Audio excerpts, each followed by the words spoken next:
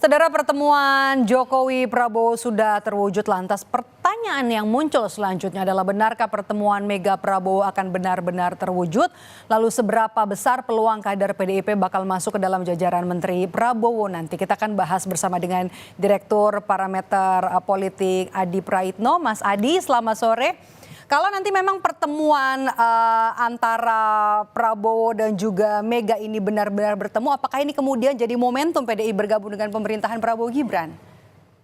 Ya, saya kira itu akan menjadi penebal bahwa sebenarnya PDIP dan Gerindra, Prabowo Subianto dan Megawati Soekarno Putri sangat mungkin akan berkoalisi di 5 tahun yang akan datang. Karena saya kira tanda-tanda alamnya bahwa PDIP akan bergabung dengan Prabowo Subianto ini sudah mulai kelihatan secara signifikan. Pertama misalnya kita sering kali mendengar pidato Prabowo Subianto yang mengatakan politik itu harus saling merangkul, politik itu saling guyup ya? akomodatif. Ya, politik saling akomodatif, bahwa bersaing itu ala kadarnya. Tapi setelah Pilpres usai, satu sama yang lain, pihak-pihak yang selama ini saling berseteru, saling berkompetisi, itu bisa berkongsi untuk kepentingan bersama. Itu kan tanda alam yang menurut saya mazhab politik Prabowo memang ingin merangkul semua hal, semua orang dan semua pihak, sekalipun pihak-pihak itu adalah berseberangan selama ini. Yang kedua, pernyataan orang Gerindra yang lain mengatakan akan ada kader PDIP yang akan menjadi menteri dari kabinet Prabowo dan Gibran, dan itu dinyatakan oleh sekjen partai yang saya kira menjadi penegas ya betapa memang arah soal bagaimana PDIP berkoalisi dengan Prabowo semakin jelas. Sementara tanda-tanda alam yang ketiga, elit-elit PDIP pun juga sering mengatakan bahwa mereka sudah sering berkomunikasi dengan elit-elit Gerindra soal kemungkinan kerjasama di masa yang akan datang. Apalagi mereka mengatakan ketika ketua DPR dijabat lagi oleh Puan Maharani, itu artinya sejak saat itulah sebenarnya kerjasama politik antara PDIP dan Gerindra menjadi titik tolak untuk melakukan kerjasama di masa yang akan datang. Jadi ini adalah variabel yang menurut saya bisa mengunci bahwa sebenarnya pertemuan Prabowo Subianto dan Megawati jika ini dilakukan sebelum pelantikan 20 Oktober sebatas formalitas untuk mengesahkan bahwa sebenarnya kedua belah pihak ini sudah sangat siap untuk saling bekerja sama. Kita sudah bisa lihat ya disusunannya di MPR DPR. Tapi kan kalau kita bicara nih soal PDIP nih, Mas Adi, kita tahu di Pilpres kemarin PDIP ini firm, lantang betul narasinya soal Pilpres, kemudian juga ada kecurangan di Pilpres. Mungkinkah sekarang berbalik arah, merapat ke pemerintah?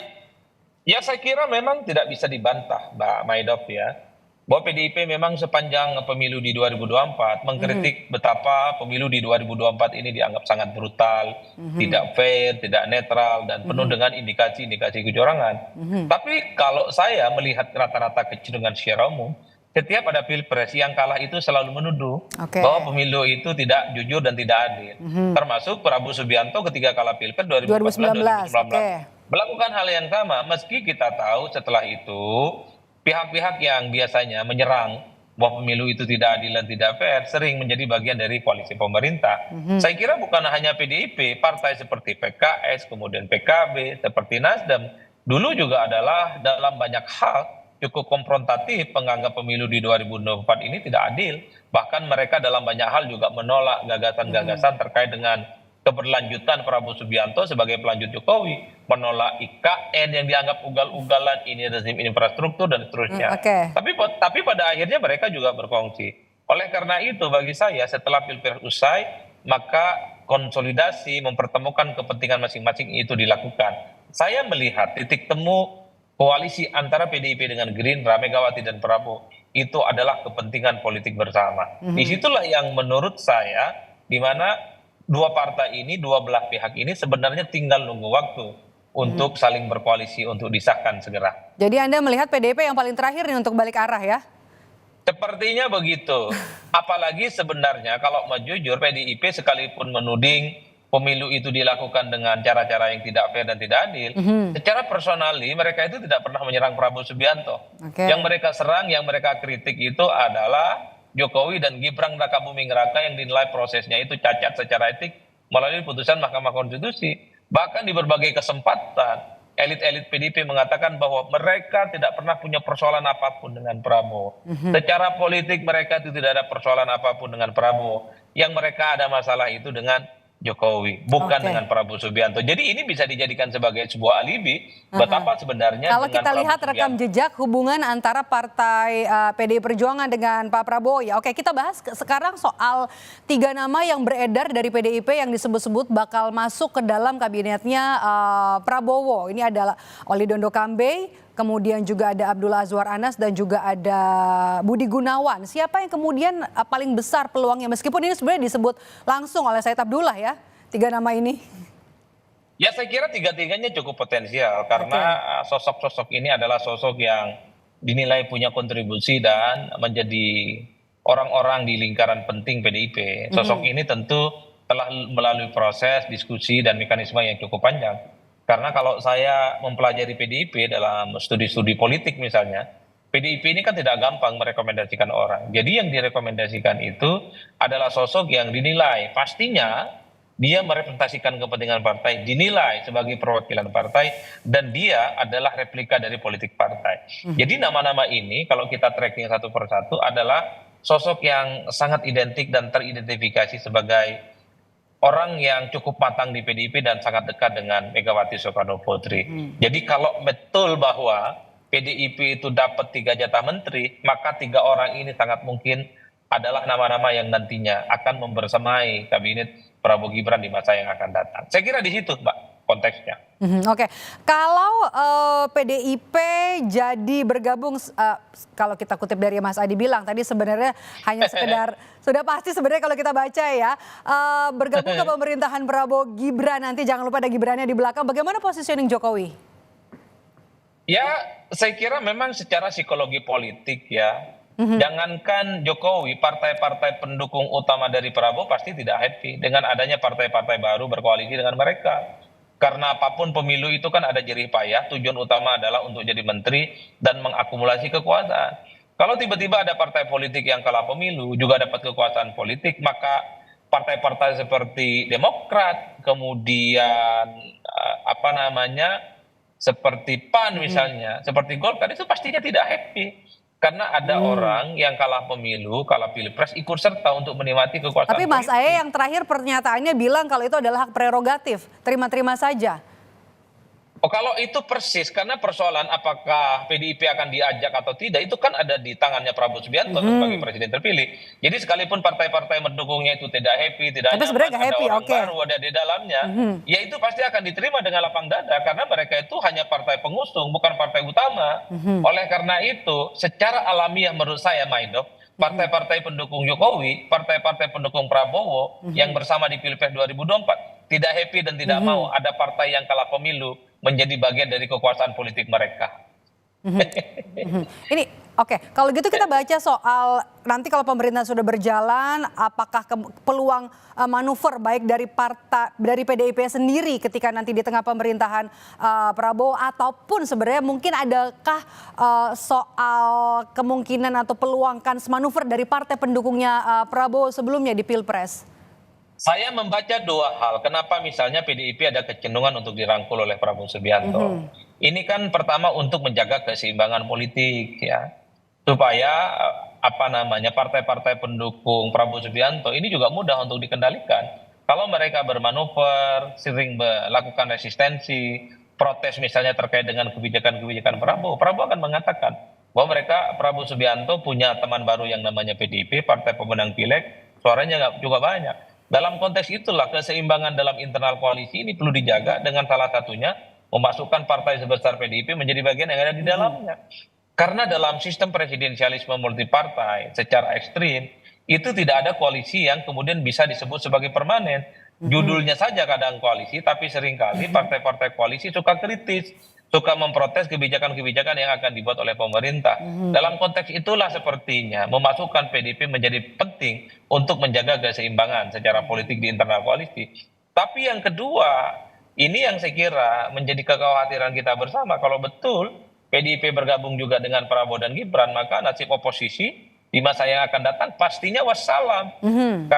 Karena di negara ini partai politik kalau sudah menjadi bagian dari kekuasaan pemerintah mustahil dia akan protes, mustahil dia akan melawan. Sekalipun kebijakan-kebijakan itu bertentangan dengan hati nurani rakyat. Oleh karena itu, ketika parlemen semua mayoritas bergabung dengan koalisi Prabowo dan Gibran, maka oposisi di parlemen akan wassalam dan tak ada lagi sparring partner yang kritis yang muncul dari parlemen. Padahal sebenarnya kalau kita lihat sepertinya sikap PDIP diharapkan bisa ada di oposisi ya dan menjadi oposisi yang kuat bagi pemerintahan. Ya sebenarnya sekalipun PDIP tidak masuk dalam koalisi Prabowo, nasib oposisi kita ini pastinya cukup lemah ya. Karena ada kecenderungan Kim Plus ini kan kekuatan politiknya sudah 84%, Maido. Itu artinya apa? Pengambilan keputusan strategis, baik di DPR ataupun di eksekutif, semua kan melalui mekanisme voting tanpa PDIP sekalipun. Kekuatan pendukung Prabowo Gibran yang namanya Kim Plus itu sudah 84%. Apalagi kalau PDIP jadi bergabung dengan Prabowo dan Gibran, ini semakin mematikan betapa oposisi di parlemen tidak akan ada lagi jalan ceritanya di kemudian hari. Satu-satunya cara, instrumen yang bisa memberikan perimbangan secara kritis kepada pemerintahan di masa yang akan datang, kepada DPR di masa yang akan datang, adalah kelompok-kelompok aktivis, pegiat demokrasi, kelompok-kelompok kritis, dan gerakan-gerakan civil society. Hanya melalui mereka lah bagaimana pemerintahan ke depan ini harus dikawal. Hanya melalui gerakan-gerakan ekstra parlementer inilah kebijakan-kebijakan politik pemerintah yang potensial tidak pro rakyat itu harus dilawan dan dituntaskan setuntas-tuntasnya. Oke, saya mundur sedikit nih, Mas Adi. Kita kalau bicara soal pertemuan antara Prabowo Subianto dengan Megawati Soekarno Putri yang kita belum tahu sebenarnya bakal dilakukan kapan, meskipun disebut-sebut hanya menunggu momen dan sebelum pelantikan rencananya akan digelar. Tapi ini jadi menarik karena sebelum ada pertemuan ini terwujud begitu ya, ada pertemuan antara Prabowo dan juga Presiden Jokowi meskipun ada dalam satu kabinet, tapi kan ini juga jadi pertemuan yang menarik sebelum pertemuan antara Megawati dan juga Prabowo Subianto. Apa yang mau kita baca dari pertemuan ini dan juga sikap Jokowi?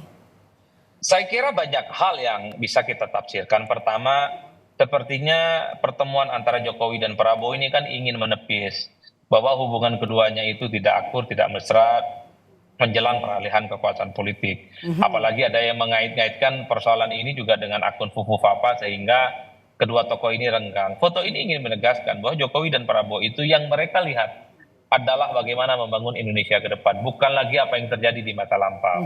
Itu yang pertama. Yang kedua mungkin juga Pak Jokowi itu ingin mengkonfirmasi bahwa statement-statement beliau yang misalnya dianggap akan pulang ke Solo tanggal 20 Oktober dan tidak hadir dalam pelantikan. Itu dikonfirmasi sebagai bentuk ketidakhadiran dan juga digoreng kan, di X khususnya sebagai sebuah isu yang wah ini menjadi tanda-tanda hubungan yang tidak baik antara keduanya. Oleh karena itu bagi saya dua hal ini yang sepertinya juga bisa menjadi pembicaraan di antara kedua tokoh ini. Tapi secara prinsip yang ketiga, bisa saja pertemuan antara Jokowi dan Prabowo ini bisa dimaknai bahwa per hari ini Jokowi itu dengan Prabowo adalah satu kekuatan yang tidak bisa dipisahkan dengan yang lainnya. Jadi sekalipun ada isu bahwa PDIP dan Prabowo akan menjadi kuat dan solid, tapi Jokowi ingin mengunci dengan pertemuan bahwa Prabowo itu adalah Jokowi dan Jokowi adalah Prabowo, yang menjadi kesinambungan mereka itu sustain, punya kepentingan yang sama, punya ide dan gagasan yang sama.